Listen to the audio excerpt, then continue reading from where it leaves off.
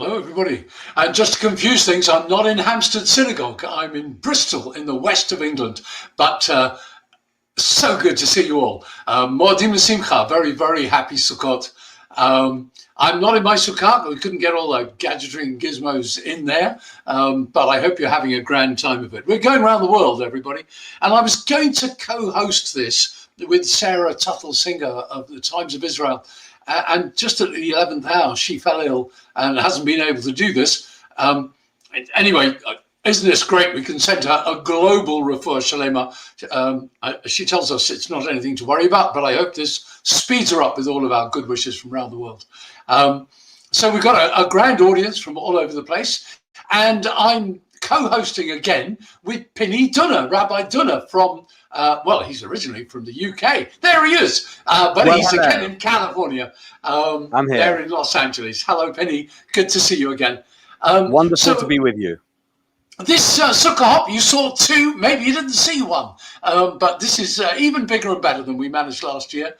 We went all around the world, and we're going even further around the world this time. And we're going to start with going to Jamaica. We told you we're going to interesting places. We're going to Jamaica, and in Jamaica is the United Congregation of Israelites. It's a long-standing community. It's one of the oldest communities in the whole of the Western Hemisphere. And they've got sandy-floored shuls. They've got, oh, I can hear something going on in the background there. They've got sandy-floored shoes. That means when you go into shul, you take your shoes and socks off, and it's like walking on the beach. What more could you want? So we're going to go and hear from them. And while we're listening to them, folks, please send us in the comment section. Tell us where you are. Tell us where you're listening to this and how it's coming across to you. So, folks, let's see if we can switch to Jamaica, Kingston, Jamaica, and the United Congregation of Israelites.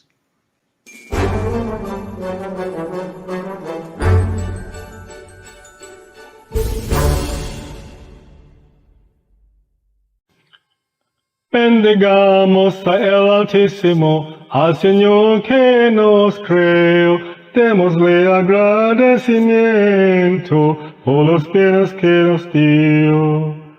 Alabado sea su santo nombre, que de nos siempre sea apiado, Hodul Adonai Kito, ki leolam chasto. We are celebrating on the Sukkah. Our Sukkah is made of coconut boughs, the leaves of the coconut tree, because they're the most common leaf that we can get. Well, I'll tell you what Sukkot means to me. It speaks to me of a time to come. It speaks to me of God's protection and presence over our people always, and that, you know, even our bodies are temporary dwellings. This is a temporary dwelling, and we really survive and live by God's presence, by God's strength, by God's help. Sukkot mean to you? It means to me God's protection. As people of Israel, as Jews, were commanded to live, eat, sleep, and stay in the Sukkah for 7 days. And that just highlights that even we're exposed to the elements, God is protecting us. Okay. What is your favorite part of Sukkot? The food. We close our normal Sukkah program by singing the Bendigamos, which is the old Spanish thank you for your meal, and giving thanks in that sense, which is an old traditional Sephardic tradition. And now we're singing it.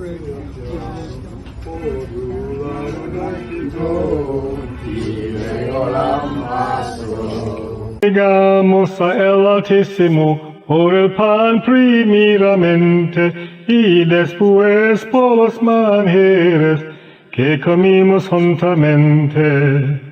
Pues comimos y bebimos alegremente su merced, nunca nos falta lo Adonai que es bueno y para siempre su merced. Dios bendiga la casa esta, que no falta en ella fiesta, Tarenimanaran estanos y todos hijos de Israel. Well, wasn't that Wonderful grand? stuff there, isn't it, Clive? Have you ever been to Jamaica? Yeah, I was there just 3 or 4 years ago in that community with them. It's a very old community, as I say. The Jews came to Jamaica escaping the Spanish Inquisition. Of course, they went from Spain. That's where people turned up in Jamaica. And when the British took over Jamaica from the Spaniards, the Jews didn't have to hide anymore. It's remarkable that these communities have survived over so many centuries. I'm sure they've always struggled to find people, but it's amazing just to see Sukkot in such a far-flung location.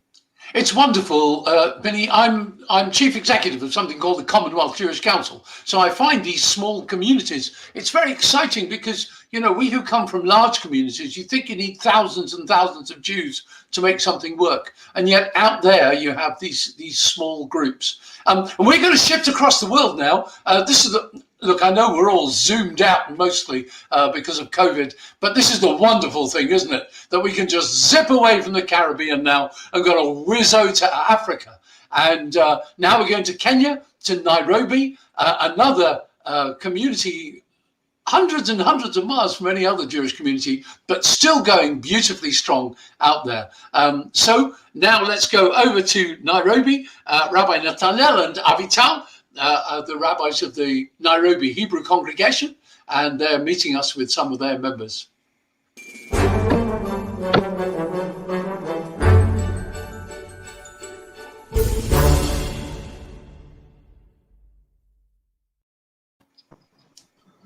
Hi everyone! Chag Sameach from Nairobi, Kenya.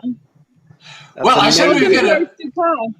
Now, this is a very, very little new member of the community. How old now? She's almost 11 months. Almost 11 months. There you are. Hasn't become very African yet, but on her way. So, Nathaniel, Avital, what are you going to tell us about Sukkot in Nairobi? You're there in Nairobi. Right? So, first, I'll tell you a little bit about our community here. We have about a few hundred Jews that are living here from all over the world. We have from Israel, from the UK, from the States, and from Kenya as well. And people from a wide range of backgrounds. And we kind of all get together here at the synagogue, at the community, and at the Sukkah. And it's really lovely. And for Sukkot, I can tell you we've only been here for 6 months, but what's unique here about Sukkot is we do every year a Sukkah building event with the whole community where everyone comes and the children make the decorations for the Sukkah and the adults build the Sukkah. And it's really lovely. And then afterwards, everyone can enjoy kind of a meal together in the Sukkah with all the decorations that they have made. So I don't know if you could see the sign behind me. It says "Welcome Ushpizin." I probably am blocking most of it. But that's actually a sign that the children in the Hebrew school that we just started have made when we were teaching them about Ushpizin. So it's really special to have that as part of our Sukkah and kind of knowing that, we're passing on these traditions to the next generation. Yeah, Avital, this idea of Ushpizin is a lovely idea, isn't it? Not widely known, I think, of this mystical sense that when we sit in our Sukkah, we're going to be joined by all these grand characters from the Jewish past, Abraham, Isaac, and Jacob, and David, and Moses, and so on. What a wonderful idea to think that let's hope it's a wonderful idea. We're not intimidated by it, that they're sitting in our Sukkah with us. And we've just been in Jamaica, and they told us that they covered their Sukkah with coconut branches. That's the easiest thing they can get hold of. So I can see things hanging down there. What do you put on your sukkah? These are palm branches that we actually pick here from the gardens. Our synagogue is on a beautiful compound with huge gardens, and so every year we cut down some of the leaves from the palm trees and we use that for the sukkah. It's so, I mean, it's remarkable to me. I saw bananas hanging in Jamaica and I thought they just have to go out and pick them. We have to go to the supermarket and buy them. So, I mean, Kenya is just a cornucopia of fabulous fruits, isn't it? It's a little paradise, really, just burgeoning with stuff on every tree. So how wonderful to be in your Sukkah. Do you want me to show you? Can I show you around our Sukkah a little? Please do. Okay. Let me see. Let me just turn. Oh, I turned it off. Don't turn it off. That's not the right idea. Okay, you're turning it upside down, right? I wanted to turn it around. Okay, don't worry if you can't. Don't worry about that. We can see a paper chain in the background there. Ah, there we've got beautiful. The sitting there. So you're not on your own. No, so we have our guests, our Ushpizin in the Sukkah. These are some of the members of our community that have joined us tonight. We're doing a little oneg in our Sukkah here with the guitar and everything. Lovely, so you can see the decorations here that we've made. Oh, great. Well, it's good to see that the kids are getting into it too and that you've got guests there. That's marvelous. That's wonderful. Well, welcome to the guests as well from all around the world. I don't know if they can hear us. They can hear you. They can. Okay, so it's good to see you and Clive, thank you for contributing. Clive, don't you find it remarkable that as different as all the Sukkot are, wherever we are in the world, they still retain a semblance of each other. They're similar to each other. And it's so wonderful to know that wherever you are in the world, you can be in Africa, you can be in the Western Hemisphere, wherever you're going to be, you're going to find a Sukkah, which is going to be very familiar to what you're used to. Penny, I just wrote this the other day, actually. You know, it's not surprising at all that Jews differ over things. I mean, we've been scattered all over the world for thousands of years, for goodness sake. Of course we're going to differ. What is truly surprising, as you just said, is how much we have in common. Wherever you go in the world, if somebody says, I've got a Sukkah, you're going to recognize it. It might have coconut branches rather than laurel leaves or whatever it is you do in your country, but you're going to recognize it. Just amazing how much we have in common after thousands of years of being scattered. It's just the most amazing, well, it's miraculous, really, I think. Totally. Folks, our next jump, we've left Nairobi. You saw them. They're going to get into their food, I guess, but we're not going very far. We're now shifting over across a little bit of Africa to a country called Tanzania and a town in that country called Arusha. And there in that town is a small Jewish community which came into being because of Yemenite Jews that traveled across from the Yemen, arrived in Tanzania, and have slowly been living there over the last, I don't know, hundreds of years. But for about the last 100 years or so, they kept very quiet and kept themselves to themselves. And only recently they thought, wait a minute, there's a Jewish world out there and we want to connect to them. And they just built a synagogue in Arusha. And so we're going to go over to them. This is the B'nai Levi Shabazi. They're the leftovers, as it were, of this Yemenite community that arrived in Arusha. Traditionalist Baladis. So any other Yemenites on this call, you should recognize your family. So over to Tanzania.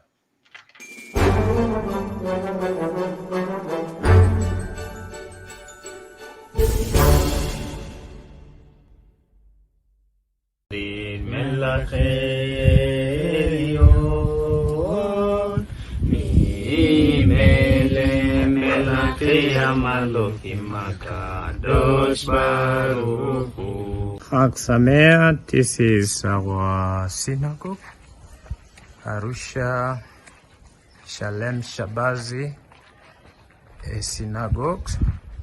It is called so because of our legendary Yemenite poem, the Mori Shalem al-Shabazi. And yes, and on top on the other side, it is a Beit Medrash, Eliyahu Beit Medrash. This synagogue in the same place were founded in 1782. It was destroyed 7 times and we reinstated 7 times.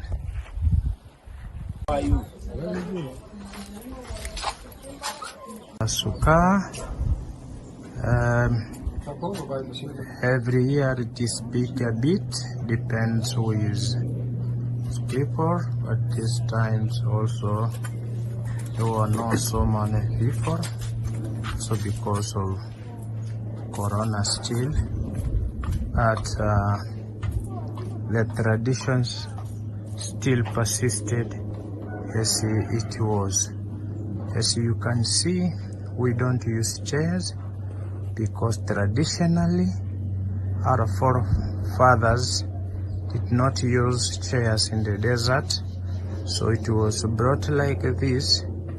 We eat communally in the middles, and the carpet they were using before, they were skin hide, and which is resembling with the carpet now. The carpet is more Arabic, but it is still also like a desert-like. So we maintain the tradition as it is. Chag Sameach, we are in the 3rd day of Sukkot, just like we have been doing all the years as part of an inheritance from our forefathers. So today is the 3rd day, and Sukkot is one of the holy days that's commanded in the Torah, including Pesach and Shavuot.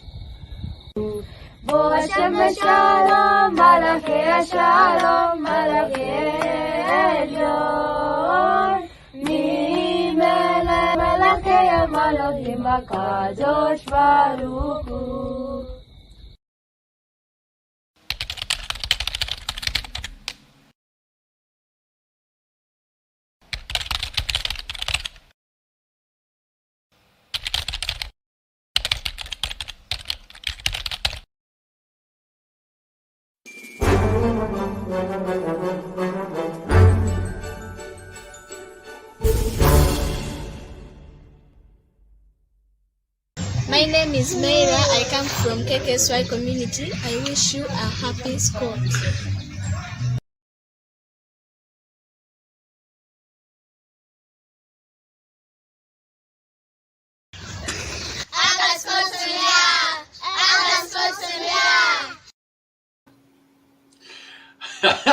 That was a lovely little addition. Do you remember, Benny, last year we went to Maputo in Mozambique, and they also had those beautiful textiles around their sukkah. And you know, that if we're trying to remember what it was like to wander in the wilderness, it must have looked a lot more like that than it does like our sort of steel and canvas things that we have. I think they were more tent-like than these constructed sukkot from wood and whatever, because they had to be transported from one place to another, and obviously they had to be very mobile, and using drapes and textiles, as you say, it seems much more authentic. It did, didn't it? Yes, yes. I think we're seeing something. We're getting a little insight for those of us who live in the over-sophisticated West. We're getting a little bit of an insight into how Sukkot perhaps really ought to work, I guess. But anyway, so that's a little bit of Africa. Look, guys, we're jumping about all over the place. We're now going to leap over to Asia, and we're going to India.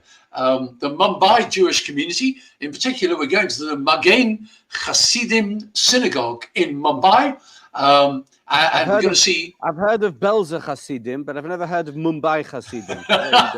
Well, there you go, Ben. It's a whole new experience. We've got that going. So let's see what India has to tell us.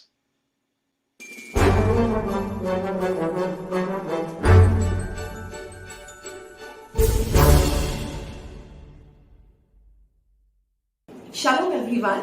My name is Labana and I represent the small Ben Israel Jewish community of Mumbai, of about 2,000 people in Mumbai and Thane. I'm very, very happy to be a part of the Sukkah celebrations of the Succah Hop, and I'm going to share with you a small glimpse of what my community really did at the Magen Hasidim Synagogue during the Succah Hop or the Sukkah celebrations. Please join me. I am very, very happy to even let you know that yes, COVID hit us very hard in Mumbai, in Maharashtra, being on the top of the list of COVID casualties. However, the Bene Israeli community, by the grace of God and with the help and support of the international and the Indian jury, is safe and doing well today. Thank you for being with us. Wishing everyone a very, very Chag Sukkot Sameach.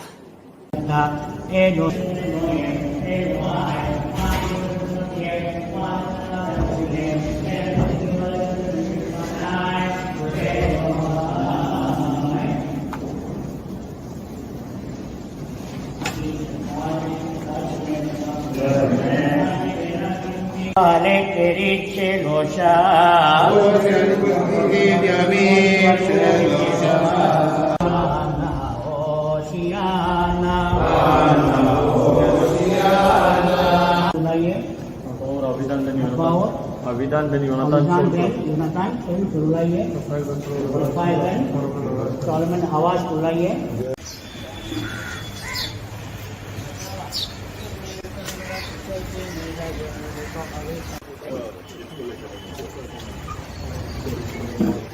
Shkoy Shem Rabot, Shkoy Shem Rabot, Shkoy Shem Rabot.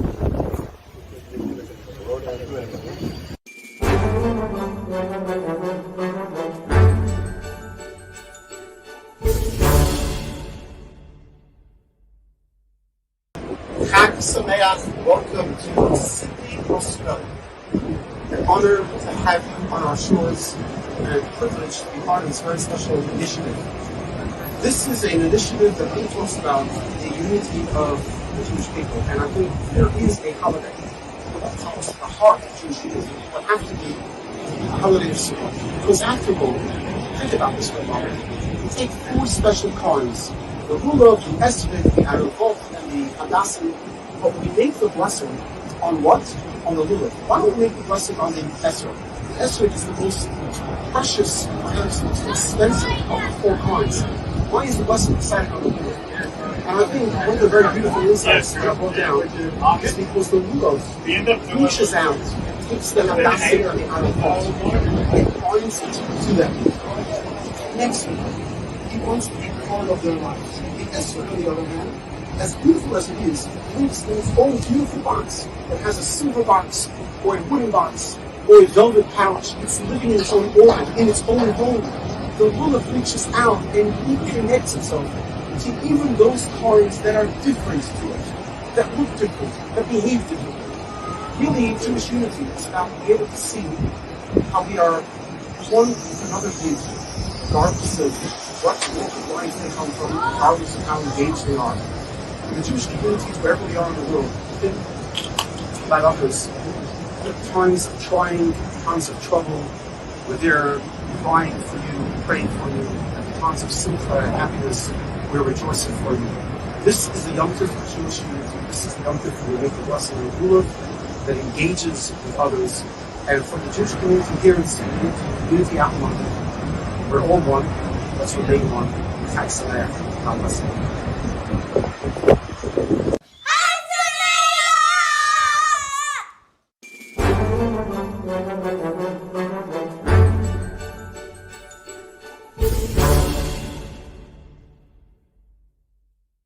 Chag Sameach, Shana Tova from Auckland, New Zealand, first to celebrate Sukkot of 5782 in the world. Chag Sameach to all of you in the Commonwealth communities. We are at level 4 lockdown in New Zealand, and this Sukkah now takes us to the furthest we can get out of the home, out of our houses. No shul, but we do have Hashem dwelling with us in the Sukkah. And it's wonderful to think of Sukkot as the schach represent the clouds of glory, that actually we don't need much to feel secure and to feel protected by Hashem. When this virus is still ramping everywhere around the world, we feel perhaps scared, we feel perhaps it's challenging, but the Sukkah is a great reminder that actually Hashem is protecting us. Yes, of course, we have to do whatever we can to protect each other and protect lives. But first and foremost, if we have that beautiful security in Hashem, even a small sukkah with just a few leaves around can make us feel true joy. That's the essence of Sukkot, the time of our gladness. Wishing you all Chag Sameach and stay safe from New Zealand. Well, I mean, goodness, I don't know if you're feeling a bit head spun as we travel from India to Australia to New Zealand. But how great to see all this, and how important to remember that all of these countries, as are ours, are still struggling with the business of COVID in various different stages of lockdown or limitation or whatever it might be in different places.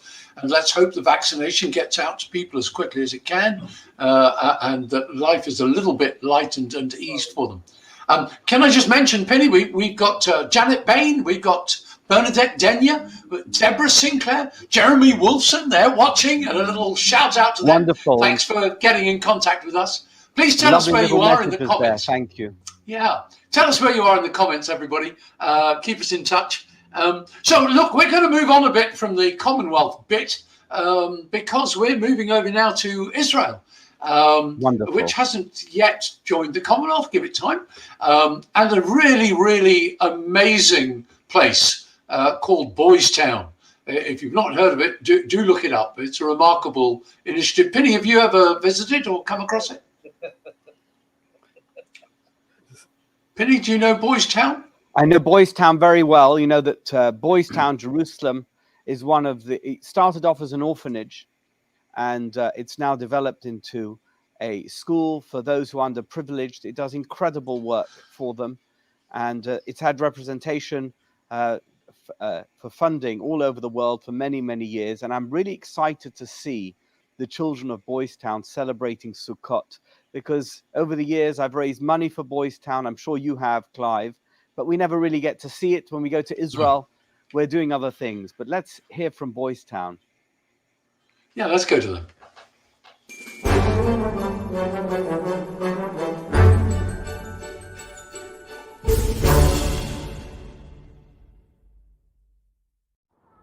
Shalom, my name is Yoni Strimber from Boys Town, Jerusalem. Very happy to be a part of the United Synagogue Succah Hop. Welcome to our sukkah here overlooking the Judean mountains. Boys Town, Jerusalem is a home away from home for almost 1,000 boys. Boys from limited backgrounds. We offer them limitless futures. Since 1948, the beginning of the state. Happy to be here with you today, together with our American friends, our British friends of Boys Town, of course, our Australian friends, Canadian friends, all worldwide people supporting our boys for many, many years. Coming up now, you're going to see a music video that our boys did for your enjoyment. I have to tell you, it was done before we had to worry about issues with the pandemic, but I'm sure you're going to enjoy this video, and it'll be a great thing to help liven up everybody's Chag. Chag Sameach and Happy Sukkot.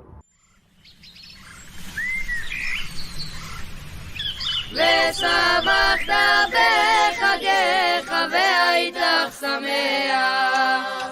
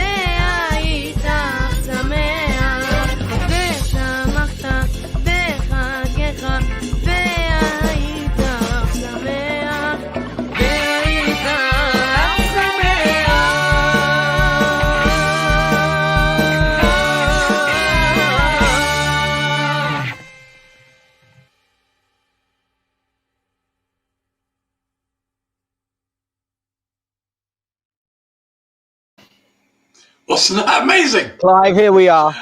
I mean, when you watch that, you think to yourself, come on, I wish I could do that. That's so talented. How he got any music out of that multicolored balloon, I don't know, but he did somehow. That was what a talented lot. What a great show. That's absolutely fantastic. A real refresher. Yeah, so nice to have that coming out of Jerusalem to all the Jews in the world. That was grand. And we're not leaving Israel yet because we're going to be joined by two Israeli comedians. We're not going to expect them to be very funny unless they want. But Avi Lieberman and Benji Lovett are going to be joining us. There's Avi and there's Benji. Well, I was just wondering whether you can be funny just at the drop of a hat. Has Sukkot got you down? I always love hearing an intro. We don't expect them to be very funny. That's the greatest intro I've ever given. And I have to say, I've never been live on any on any type of platform with people from prison before. So it was nice to see Australia and New Zealand. It was, if you guys can relate, we had somebody test positive way up in the north in the Golan Heights, and they closed down a lot. So they were just taking Australia's cue. So it totally made sense. Just shut down everything for one guy testing positive. So you guys. By the way, we've had the same thing. You know, we had somebody test positive, and we had someone test positive in Alaska, and they closed down California. But the distance is greater. We just don't get it. Makes total sense. But it was good that the Sukkah was there next to the rabbi in Australia because they could just use that as an immediate prison cell. Just throw them in there, lock them in, and you're good to go. So yes, I'm here, by the way, from the famous Muffin Boutique Sukkah. They were nice enough to let me come in and utilize their Sukkah. One of the great, they gave me some cookies, which of course is fantastic. So yeah, one of the best Muffin Boutique with great restaurant. So they let me come in and use their Sukkah around the corner. I'm downtown in Jerusalem. So you can see people walk by, it's great. Yeah. Right, that's great. Benji, where are you? I am on the roof of a building in Tel Aviv in my friend's sukkah. It's so windy that the sukkah blew over, so we've got it up temporarily, just for hopefully a few more minutes. But I think that's the whole point. The whole point of sukkahs is it's got to be temporary. Yeah, and in England, if it's not raining, it isn't sukkahs. Yeah, you fulfilled the mitzvah there, Benji, by being in something that really doesn't stand up to anything at all. That's great. I think it's brilliant to the Jews to have already, when people say it's better to meet outside, best not to be indoors with other folk because of COVID, and we're all ready for this, aren't we? Just build out, go and sit outside, COVID-friendly kind of arrangement. So how's COVID striking you? I mean, Avi, it seemed to me like you were a bit impatient with it. That I was impatient? Yeah. I mean, all this locking down every 10 minutes. Oh yeah, no, it's the greatest. Yeah, that's what did comedians love better than having your entire career taken away from you and not being able to travel or go anywhere? It's fantastic.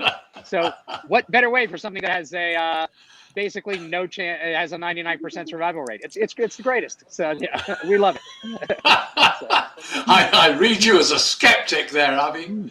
Right. What about you, Benji? Yeah. Benji, you more submissive to the zeitgeist? You're accepting the way it goes, or yeah. I have not left my home in a year and a half, so if you could send some food to my apartment, that would be great. I've not seen a human being since March of 2020. Oh, how sad that the first human beings you should... Yeah, what a shame that the first human beings that you should see then are us. I mean, that's just sad altogether. But there are better ones out there, Benji. Don't despair. There are more to see. Avi, when I said I didn't expect you to be funny, it's not because I don't think you're funny. It's because I wasn't trying to put you under any pressure. That's all. I know, I'm just teasing. Yeah, for what I'm getting paid, there's no pressure at all, believe me. Okay, that's great. So what do the next days hold for you? How does Simchat Torah go with you guys? Do you do anything with it? Is it anything happen? I'm here just so we can do one day of Chag. That's the reason why I come to Israel every day. So that's every year for this holiday. So I'm looking forward to it. It took you 3 days to get there, and you had to wear a mask. But it's okay because I'm only keeping 1 day of Chag. It's all worth it. You keep 1 day of Chag, it's all worth it. In Jerusalem, you can keep 25 minutes. That's the beauty. It's just half a day here. So that's, the holier it gets, the less time you keep. So. I spend Simchat Torah. I spend the day eating as much matzah as I possibly can. Well, I think that's very conventional of you, Benji. And it's good to get into training, isn't it? Absolutely, start early. It's like shop early for Christmas, eat matzah early for Pesach. I think that's a good approach. Eating matzah on Simchas Torah will prepare you for a very long leap year winter.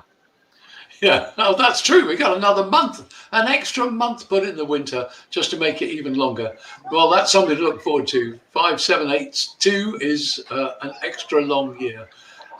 Guys, thank you so much for joining us. Thank you. And yeah, thanks for having us. Our loves to Jerusalem and the Mall, and to Tel Aviv and the Roof. You can come in now, Benji. You don't have to expose yourself to the blizzards any longer. And Avi, I guess you'll go and get a donut or something now. Yeah. Since you're Enjoy. in the spot. Yeah, we'll see you guys soon. All right. Okay, guys. Good to see you. Chag Sameach to you all. Bye-bye. Bye-bye. I always find this strange thing about the one-day festival, Benny, because, you know, normally if you have a holiday and somebody says you've got a week holiday, you go, well, that's great. And if they say, well, you can have 2 weeks holiday, go, that's even better. But here we say you can have 1 day festival. You go, oh, that's tremendous. You can have 2 days festival. You know, do I really have to? Oh, well, that's a drag. I wish I could. Well, I think it's the basis of the 2 day festival is what you can achieve in Eretz Israel takes in 1 day, takes 2 days in Chutz La'aretz. And I think actually, I enjoy the 2 day Yom Tov. Me too. I like it. And I know that people go to Israel and they're very eager to keep the 1 day. I would miss it.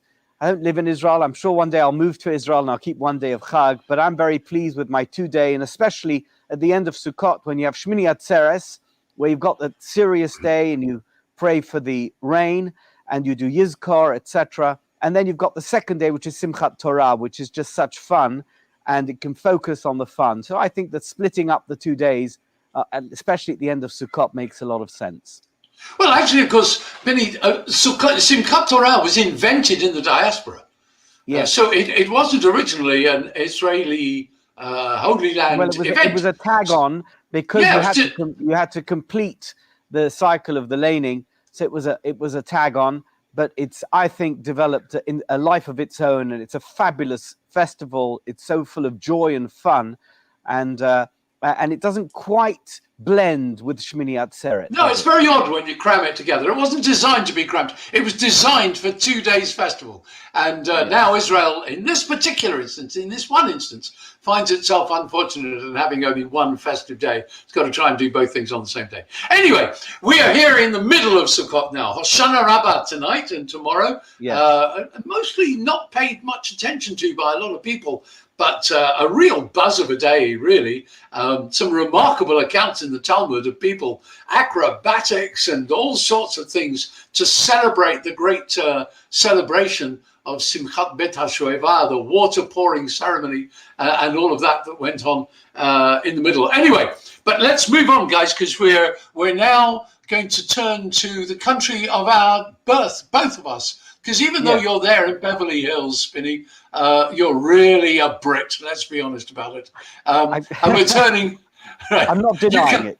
You can't shake it off. We're going to hear more about California in due course, so we're not ignoring that. But right now we're turning to the UK. The United Synagogue, those of you around the world don't know about it, it's a remarkable setup of over 60, 70 synagogues all around London and the rest of Britain now, more and more joining. It's got a beautiful, inclusive way about it.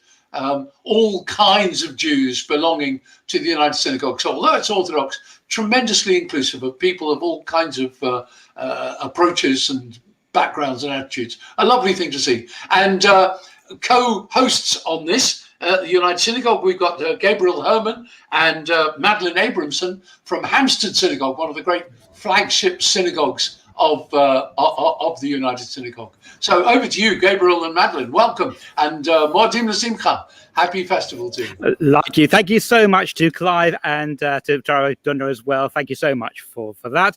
And Madeline, good to see you. We are both members of the Hampstead Synagogue, and that's exactly where we find you tonight. How are you?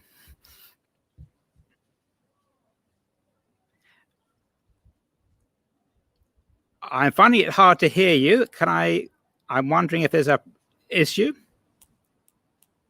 You hear me now? Should be fine. You can yes, hear me. Fine Great. now. Yeah. Okay. Modim l'simcha to everybody, and how wonderful to be on an international stage. And Gabriel, where are you? Well, I'm Why actually. are you not at Good question. I'm actually on the roof here in central London, and this is the New West End Synagogue. And it predates our shul. Our shul, as you know, was established in 1892. This one, 1879. And it's the oldest United Synagogue building still in existence. And behind me, you can see a view which the public don't normally get to see, which is the side of the roof of the shul. So that's really rather remarkable. The sukkah is over there. You'll see it over in a few moments, but we've got a lot to get through in the UK. So Madeline, where are you going to take us to first? We're going to hear from the British Chief Rabbi, also the Chief Rabbi of the United Hebrew Congregations of the Commonwealth, and that is Ephraim Mervis.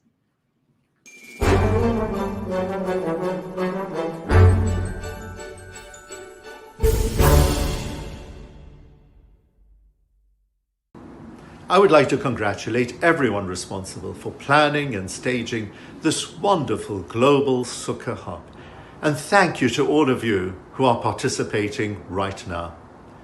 Sukkot is a festival which reflects our pride in being Jewish.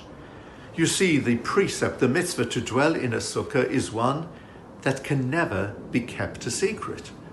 You can't have an underground sukkah. That's because in order for a sukkah to be fit and kosher, it must be open to the elements. People must be able to see it. So therefore, through the festival of Sukkot, we're making a statement. We are Jewish and we're proud of it. At the same time, Sukkot is a festival which inspires us to be responsible to all of humankind. In temple times, 70 sacrifices were brought as a symbol of the 70 original nations on earth. So therefore, through Sukkot, our tradition is calling upon us to be responsible to our own identity and through our Jewishness to be a blessing to our environment. I would like to congratulate all of you and your communities for doing just that during this very trying and challenging pandemic period. Congratulations for taking your communities mechail el chail, from strength to strength despite the pandemic. And in addition, thank you so much for the chesed, the acts of altruistic kindness, which you have been showing towards all those around you. Please continue to invest in your communities and to guarantee that we will have strong and vibrant Yiddishkeit right around the world. And please do continue to recognize that every single human being on earth is created in the image of God, and therefore please carry on with your wonderful acts of kindness towards one and all. And please God, by the time we reach next Sukkot in 1 year's time, may we have a stronger and healthier world to live in. Chag Sameach. Well, thanks very much there to the Chief Rabbi. Madeline, last year, do you remember, the Chief Rabbi couldn't get into his sukkah because it was pouring down with rain. And just to let you know, I've got my umbrella just in case. So this is London, we can promise you that.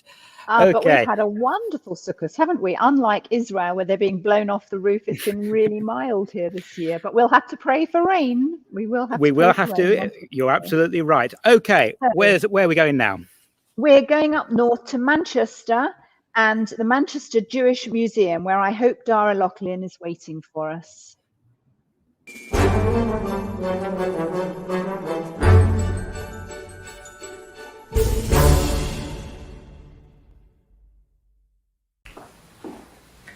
Hi, I'm Dara Loughlin from Manchester Jewish Museum. I'm standing here in the former synagogue that makes up part of our museum, and it's really, really exciting because we've just reopened after a 2-year-long renovation project, which has seen the synagogue restored and a brand new gallery built next door. And during that renovation, we found something absolutely fantastic in the walls of the synagogue. We found a time capsule that dates back to 1874, when the synagogue was first built. I'm going to head over to our sukkah so we can have a closer look at that time capsule and some other objects from our collection. But in the meantime, why don't you take a closer look at our Sukkot stained glass windows.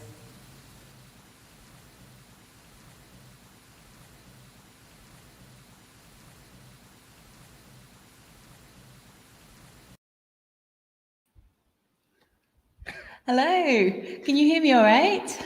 Absolutely. Welcome to the show, Dara. Wonderful. Thank you so much for having me. So I promised a closer look at the time capsule, and here it is. So we found this in the walls of the synagogue. So the synagogue itself, it's the oldest Sephardi synagogue in Manchester, and it was built in 1874. And that's when we can see some coins in here that date back to the 1870s as well. Most frustrating thing is they haven't actually been able to open it yet, because you can see the wax seal is completely intact. So we're going to need some special assistance, I think, to try and open the time capsule. But yeah, very, very exciting. What could possibly be found inside, we wonder? I know.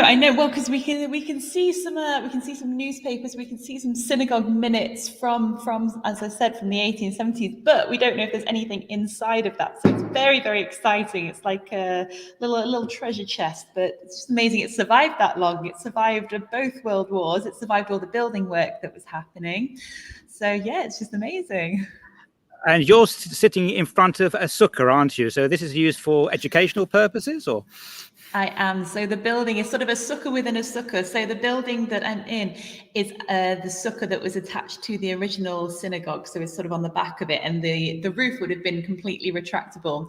So we've sort of, during the renovation, kind of wanted to pay homage to that. So you can see there's an open skylight, which is sort of open to the elements which we've built our little temporary sukkah on today, which we've had people coming and helping to decorate.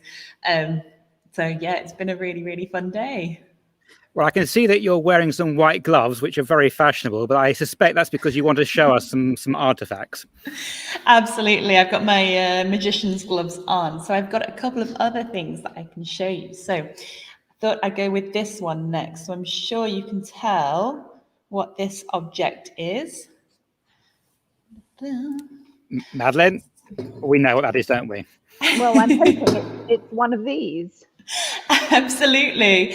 So it is. So it's an etch box. So you can see it's got some floral. Oh, wonderful! It's got some floral decoration. It's got a little lion on the lid as well. We think this one actually used to be a tea caddy or a sugar caddy. You can see it's got a little lock on the front, and we actually don't have the key for it. So there's something inside it, and I'm hoping it's not an etrog, because if it is, it'll be rather an old one by now, I think. So we think it used to be used a couple of those as well. Very old etrog. So yeah, so this one, it was brought over by the donor's grandfather, who was called Jacob Schleisinger, who came from Austria to Manchester after the war in 1946. So him and his wife Mika had survived the war in a ghetto in Budapest. So they came over, and then their grandson actually donated this to the museum. So, lovely. Just to let you know that Delia Atias Fishman is watching, and hi to you, and also the Singer family in Israel. Welcome to the program, to you too. Dara, what else have you got for us? So I've got one more object to show you, Gabriel. So I know we've gone to a couple of different big cricket playing nations tonight to see their sukkahs. So I'm hoping you'll be able to recognize what this was used for. So this one's a really interesting one. So it's got the initials MK sort of stamped into the back of it. So this was from Michael Krieger, who made this board. He made it as a washboard to give to his brother. And his brother, Leon Krieger, brought this over to England when he came from Russia. And so once he got here with this washboard, he was seeing all the children in the street were playing lots of cricket. So in Manchester, you have something called Ginnell cricket, which is the sort of alleyways behind houses. And it was really popular to play cricket there. So this was sort of a washboard fashioned into a cricket bat, and then was donated to us. So we have this wonderful object with a really, really lovely story behind it. So it's it looks obvious at first, but then it's not quite what it seems. Wow, that's really impressive. And in fact, you use the word Ginnell, which is like a back passage, isn't it, behind houses. And the only reason I know that, of course, is that Manchester is home to the world famous television soap Coronation Street, and there's a Ginnell behind there. So that's what we're talking about here. Yeah, so yeah, you'd call it an alleyway really, but yeah, Manchester phrases Ginnell cricket. Oh wow, very good. All right, lovely. So Dara, thank you so much. And of course, maybe we could all come together and have that massive reveal to see what's inside that that little the time capsule. Absolutely, I'll keep you updated, and when we manage to open it, hopefully we'll all be able to share the moment. So thank you so much for having me. Thank you very much, and thank you very much to Dara Laughlin from the Manchester Jewish Museum. Madeline, are you okay now? I think we lost our connection. Yes, Hampstead decided to drop out. I'm back. And Okay, we our lovely etrog sitting around. Right. Have you now switched the lights off? No, I don't know what's happened. This is evening show. It'll come back in a minute. All right. We'll keep going. Where are we going next? Where are we going? Well, I'm going to ask you that. Well, I think we're going to hear some music now, aren't we? We've got a message from the Alma Primary School. Is that right? Oh, right. I think you're right. I think we just got a message in from the Alma Primary School, and then we're going to go downstairs to see the New West End Shul. Over to you.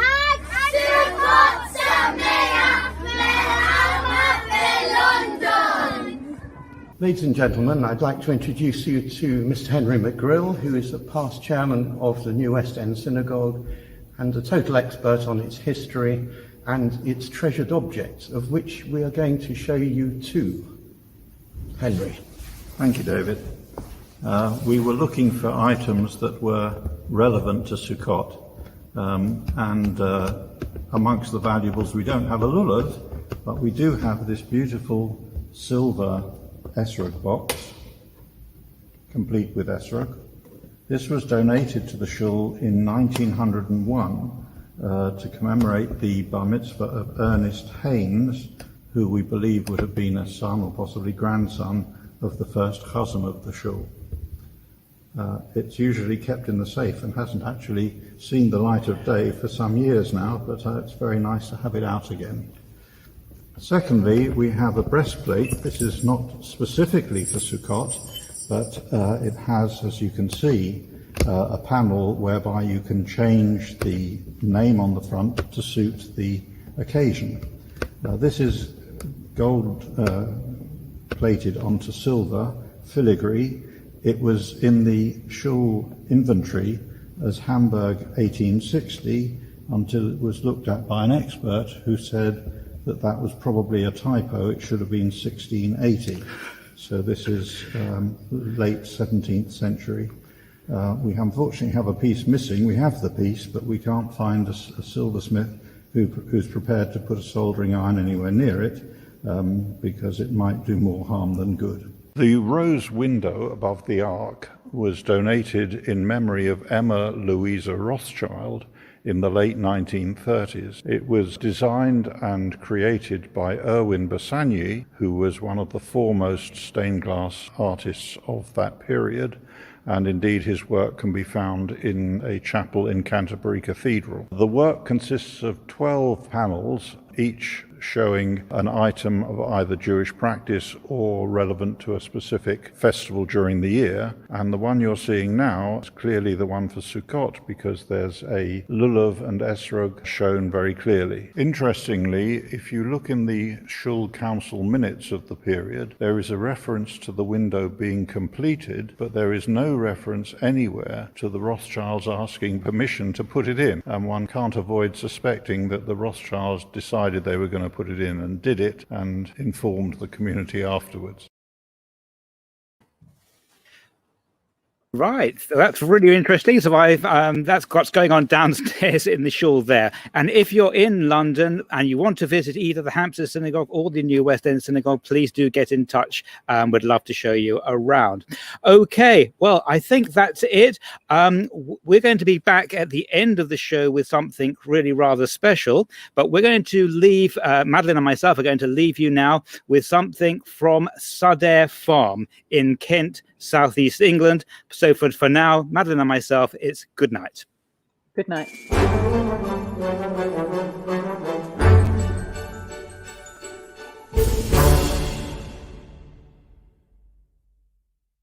Hello, I'm Talia and I am filming from Succah Farm which is the Jewish farm in Kent. And we're not filming from inside the Sukkah because Sukkot is a harvest festival, the main harvest time of the year. If you're vegetable growing, you're very busy. You're harvesting the rest of your summer crops, like your beans and your squashes, which I'll show you a few. Like this beautiful squash over here, we have loads of these. So it's a really important time in terms of the agricultural year and in the Jewish calendar, because those two things always overlap. And I guess we talk a lot in Sukkot about our sukkah. We're thinking about how exactly you make it, what is 3.5 walls, what is allowed to be used for schach, but perhaps we talk a little bit less about the fact that this is a harvest festival, and in the temple times we would have been gathering our finest crops and taking them up to the temple and giving thanks for the weather, for the sun, for the rain, those things that we need in order to make sure we can grow food. This year is particularly exciting because it's Shemitah year, and we're thinking a lot about Shemitah and Sadeh and how to bring in the concept of rest, why we need rest, why we let the land lie fallow for a little bit of time instead of, mining the soil for all of its nutrients, how we can maybe think that we're partners in this work of growing food and looking after the planet with the divine. It's not all on us. And rest allows us to reflect on that. So we talk a lot about how exactly we're going to do Shemitah here at Sadeh. I think we're going to have a Shemitah corner. Well, we are having this Shemitah corner at the bottom of the bed where we just leave it and kind of see what happens. It's very important in terms of biodiversity. All insects and birds need areas that you leave. So this is an exciting time to do that. And I am now just going to show you our special guests who also live at the farm, the chickens. These are our chickens who also live at Sadeh. We have one beautiful cockle called Georgie, and the rest are lovely rescue chickens who used to be battery hens and now live out a happy sunny retirement. And they also very much enjoy Sukkot because they get to eat all of the windfall apples. Well, Sadeh Farm is just inspiring. I mean, it's the most remarkable thing, and people might have seen running along the bottom there. It's possible to go have a holiday. They've just opened a holiday home, a hotel there, so you can go and spend time on Sadeh Farm. It's a Jewish farm. It's very aware of Jewish issues. It's of course concerned about the environment. And this lovely, exploring the idea of Shemitah. Those of you not familiar with that, the idea that every 7 years the land of Israel should be left fallow, shouldn't be exploited. Well, how you work with that in the English countryside, I don't know. But nevertheless, it's a really important idea. And as we worry more and more about the environment, it's really worth thinking about that. I also noted, Penny, that they were talking about old synagogues. The one in Manchester, founded in 1874. The New West End, it's called, founded in 1875, I think they said. Here in Bristol, next Sunday, we're celebrating our 150th anniversary, founded in 1871. So we're older than any of those. We're going to have the wonderful choir from the New West End Mosaic Voices coming to join us for a civic service there. We've got messages I can tell you this, that 150 years ago, there were almost no Jews in Los Angeles. There's certainly no synagogue. And all the Jews of California more or less lived in San Francisco, but the whole of the Californian population, European population, only began in 1849 with the gold rush. So we're quite behind you in the history stakes. Yeah, well, that's what I was going to ask, actually. Does California have any of that history? We're coming over to your neck of the woods now, Penny, because we're going over to the Western Hemisphere. We were a bit on the edge of it with Jamaica right at the very beginning, but now we're plunging properly into the Americas. And we're getting messages in from Africa, from Canada, people telling us that they're watching us in different parts of London and the UK, other places too. Please do tell us what's going on. I've just got a message here from India as well. So now over to the Americas. I think we're going to be in South America. We're going to Buenos Aires. Yeah. Penny, lead us in on this. Is it the Buenos Aires video first, I think we're going to see? Yeah. The Argentina.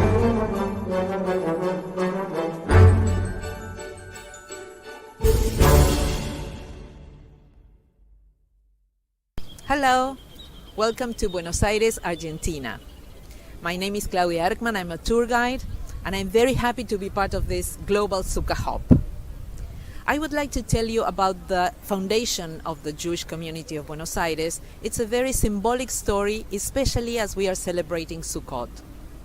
We are now in the Recoleta district. It's a very French-looking district, expensive, very beautiful, but during the 19th century, it used to be the border of the city. The tree that you see behind me is the biggest and oldest tree in the city. It was planted in 1800. It's a rubber tree. In 1860, it was a regular tree. And that same year, there were only 6 recorded Jews in the city. One of them, Henry Joseph, an Englishman, came here during the high holidays and sat under the tree and started to pray with his prayer book. He didn't want to be bothered by other people in the city, so he came to the border of the city. He started to pray, and when he looked up, he saw another man doing the same thing with the same book under the same tree, and there were only 6 recorded Jews. So he approached, they started talking, and they made a promise to gather 10 Jewish men for the following high holidays to pray together. The second man was Louis Brie, a Frenchman. They made it. The following year, they came here, they gathered a minyan, and they started praying under the tree. So this was the first official minyan in Argentina. This is why we consider this tree to be the first synagogue in Buenos Aires. Because for a synagogue, you don't need a building or a ceiling or a luxury or furniture. You just need the prayer book and a minyan. These 2 men were the founders of the Jewish community of Buenos Aires, and then it became the Jewish community of Argentina. This is a very romantic story. I hope you liked it. So, good health, Chag Sameach to everyone, and thank you for including my city in this wonderful Succah Hop. Bye.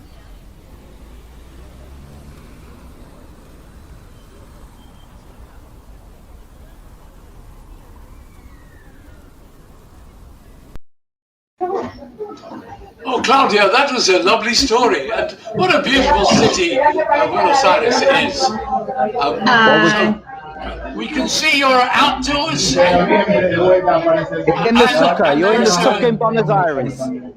Yes, I'm in the Sukkah in Buenos Aires. First, let me tell you that I congratulate you on this event. It's so exciting to be part of it. Thank you for having Buenos Aires as part of your Succah Hop. And yes, I am in a sukkah in the outskirts of Buenos Aires with the Image family. They are almost 30, and they had lunch already. And so they had asado, Argentinian beef for Sukkot. And we are very happy because although we have to thank, I was listening to Talia that we have to thank for the rain because of the harvest and everything. We are thanking for the sun here. It's beautiful weather. Weather is one of the best things we have. And so we are very happy to be here with you. Well, it's lovely. The Buenos Aires Jewish community is a remarkable community. It's got amazing facilities. It's got wonderful people. And as you can hear in the background, it has wonderful conviviality as well. Very warm and friendly community too. Claudia, thank you so much for joining us and bringing us to South America and to its major community of Buenos Aires. Wonderful, wonderful place. Thank you for having us here. Thank you so much. Thank you. Right. Well, Buenos Aires, beautiful air, lovely atmosphere, and there you are in Los Angeles. The Angels, the Spanish is a city of big angels. deal That's around right. there. Yeah. So we're going now. We've gone from South America. We're going all the way. We're going to overleap the United States. And we're off to Canada. Not only Toronto, which is over in the east of Canada, but all the way across Canada as well to the west and what I have to say, I think, is the most lovely city of Vancouver. Anybody who has not been to Vancouver Airport hasn't lived. That is the greenest airport. That might sound like an odd thing, but it is the greenest airport on the planet, Vancouver Airport. But anyway, we're going to Canada. Let's see what happens there.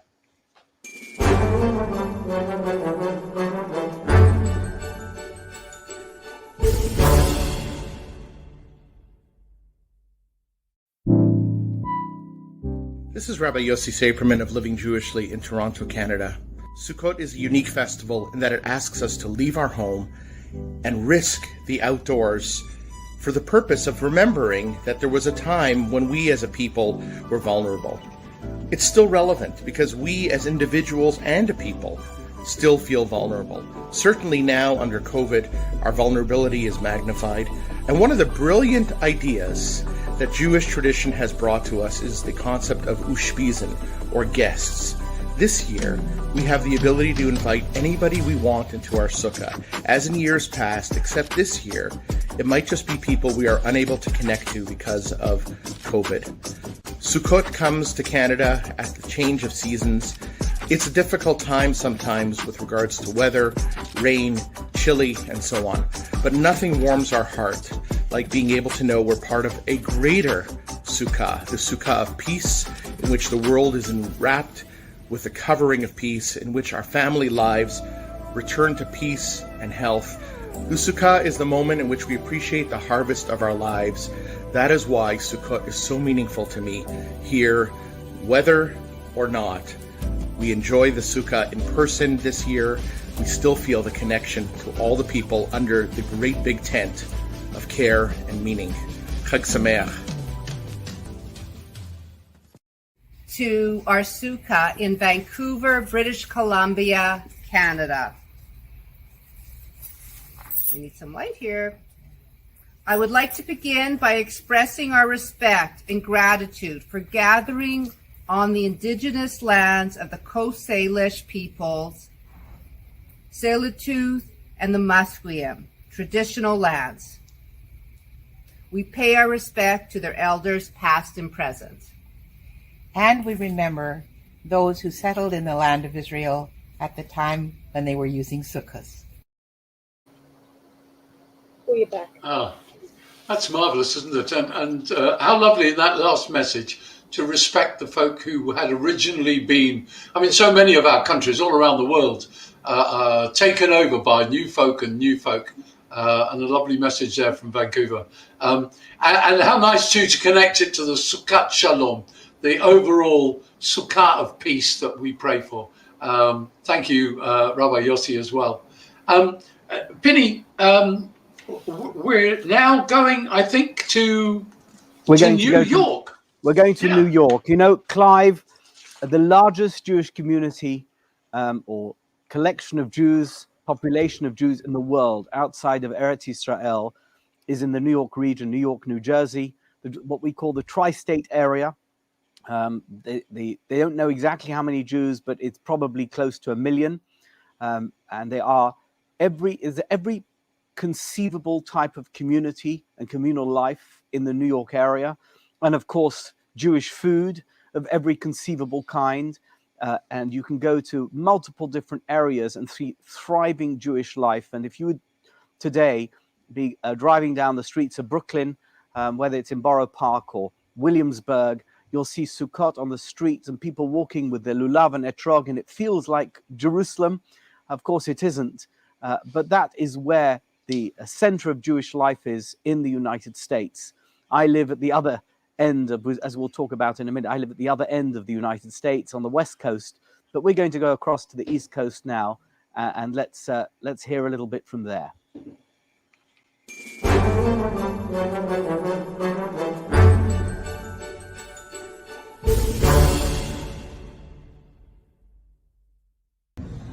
Hi everyone, Muadim L'Simcha. My name's Naomi Nachman. I'm originally from Sydney, Australia, but I've been living in New York for 30 years. I live in the 5 towns, and I live in Woodmere of the towns.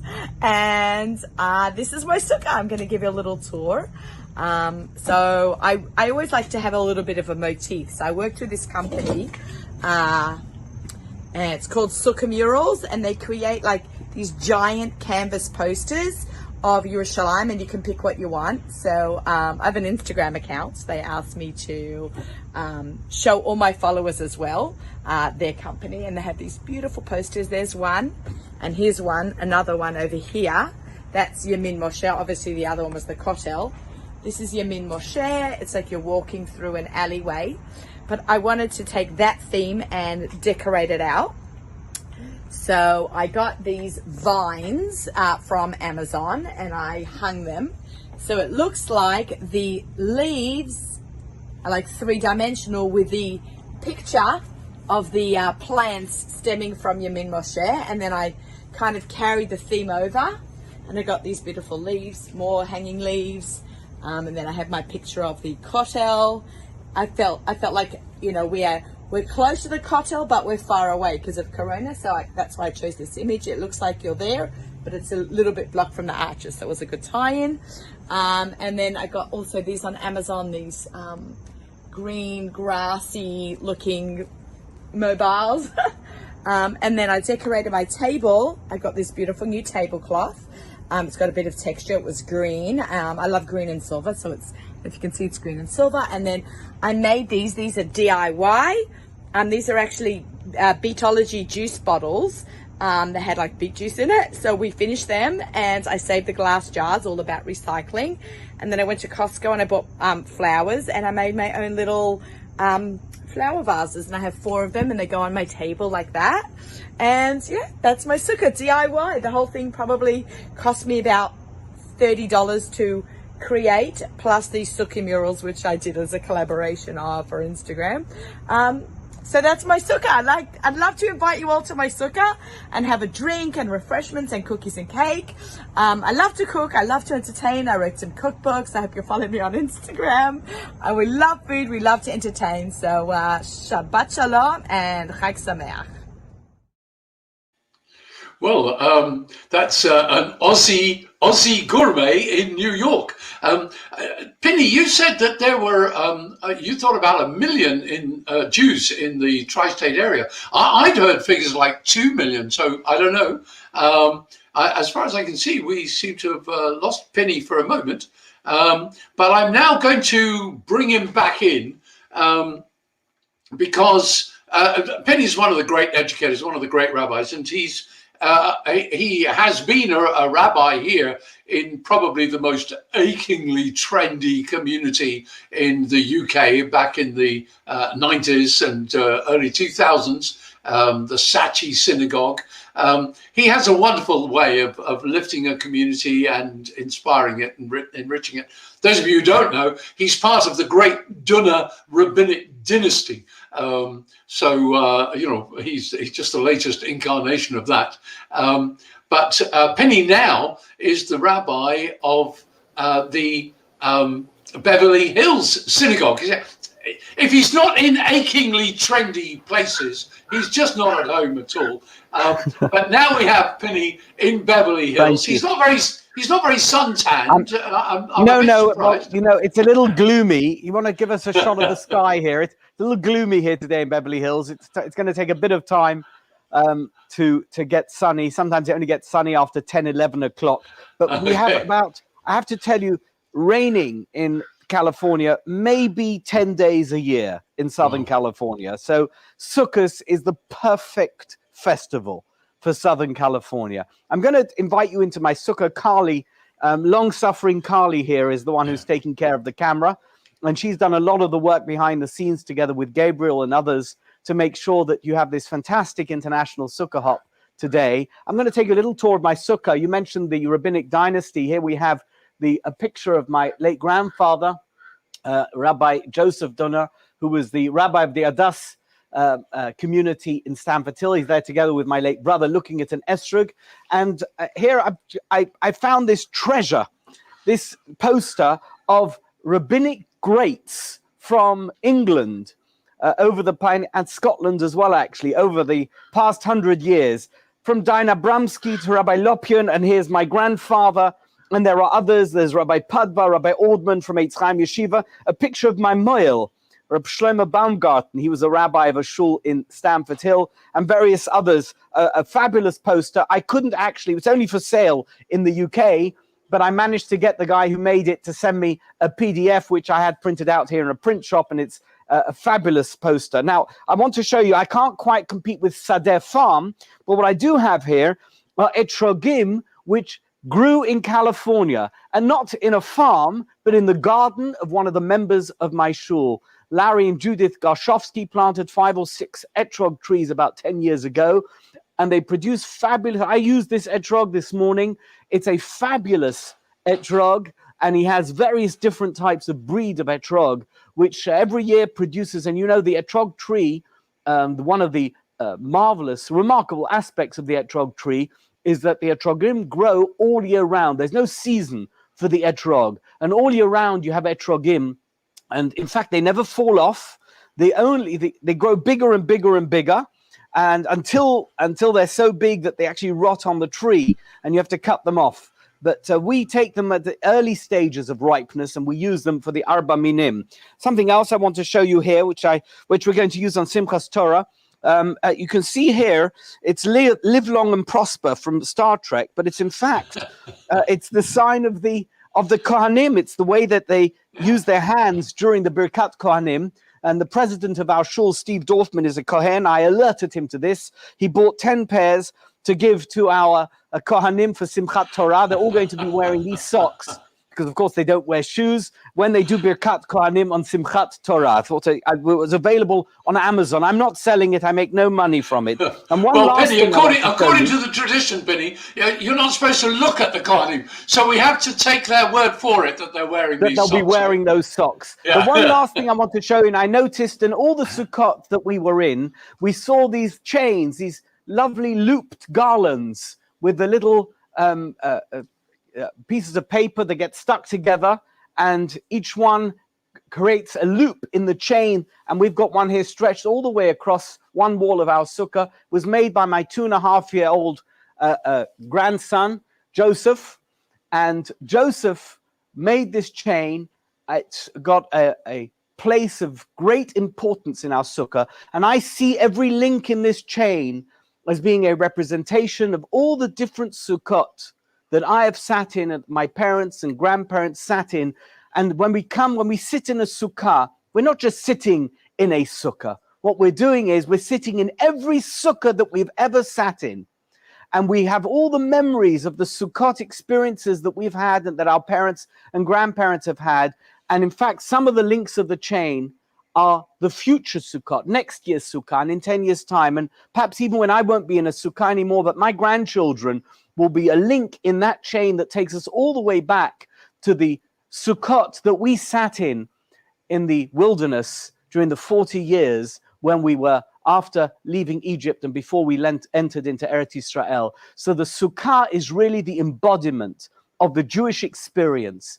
And as we face a winter, we sit in this quite temporary space, but we know that God is with us, and God is behind us, and God is protecting us, like the Ananei HaKavod, the clouds of glory that protected us in the wilderness, which Rabbi Akiva says in the Talmud is what the Sukkah represents. So Clive, it's been a wonderful journey. It's been fantastic to be able to co-host with you again. Hopefully we'll do another Sukkah Hop next year, but in the meantime, Chag Sameach to you all. Good Yom Tov. Right. Have a wonderful Sukkot, a lot of simcha on Simchas Torah, and I hope to see you again soon.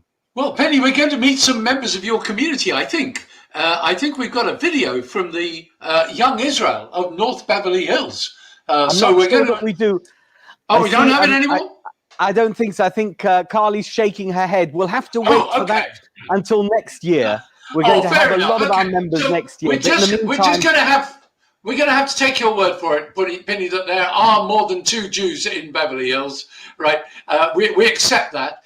Folks, we talked a lot about the rain and the wind and the weather and stuff. We're going to, on Shmini Atzeret, we pray for rain. Strictly speaking, we should have prayed for rain at the beginning of Sukkot, just like we prayed for dew at the beginning of Pesach. But the rabbis, ever pragmatic, said, look, you don't want to pray for it at the beginning of Sukkot because, you got to sit in your Sukkah. So they left it till Shemini Atzeret, so we don't get wet in our Sukkot. But all of this talk about the weather, it would just not be right, I think.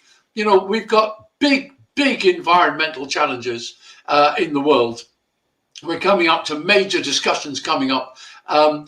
Sitting in our Sukkot, aware of the weather, aware of the vulnerability of the world, we all have to play our part and do what we can, either to pressure our governments or change our behaviors, or at the very least think about the world we're going to bequeath to our children and our grandchildren. Penny just showed us a picture of his little grandson. He talked about the future generations. This is something that we all have to take on board, I think. And Sukkot is really a time to think about the environment.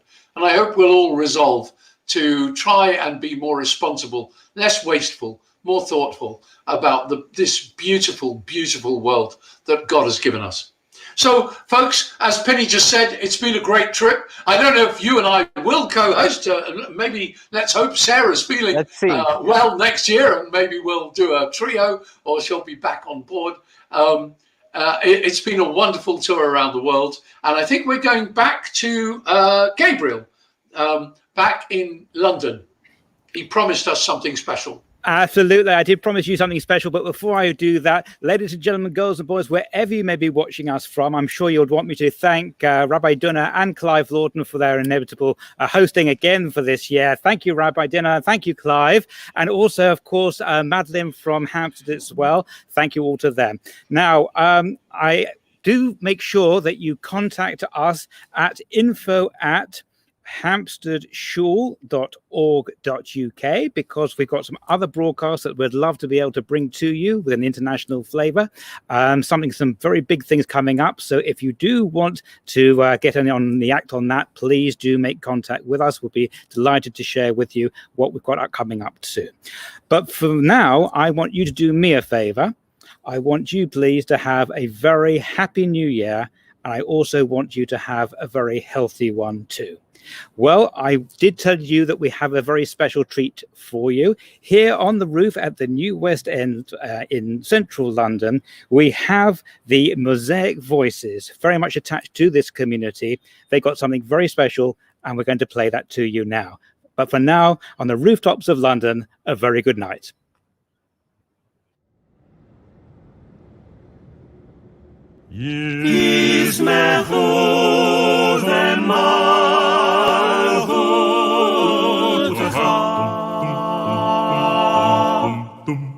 ישמחו במלכותך שומרי שבת וקורא עונג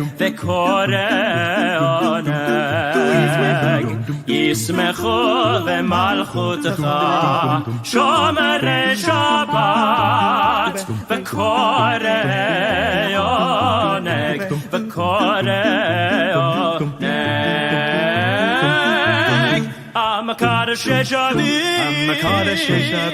Amakadosh Shavi Kulam Yisbeu Vayitango Mitovecha Yismechu V'malchutecha Shomerei Shabbat V'korei Oneg V'korei Oneg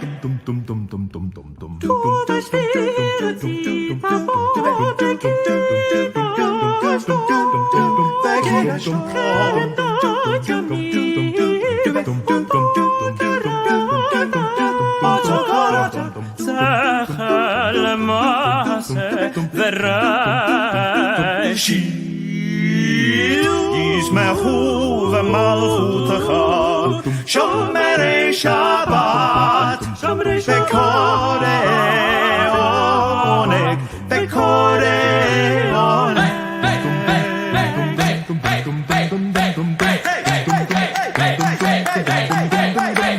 Yismechu v'malchutecha Shomerei Shabbat V'korei Oneg V'korei Oneg V'korei Oneg